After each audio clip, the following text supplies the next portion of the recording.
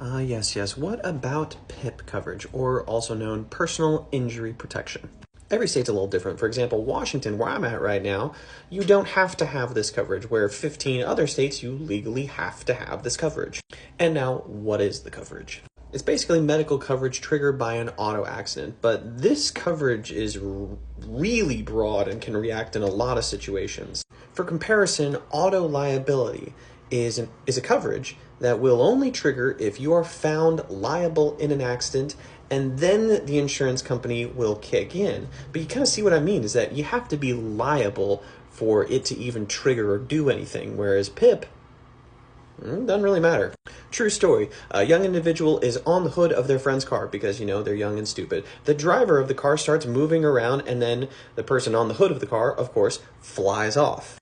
The driver doesn't have PIP, but the parent of the individual who was on the hood does have personal injury protection, and the coverage reacts and pays for, the hood flyer's injuries.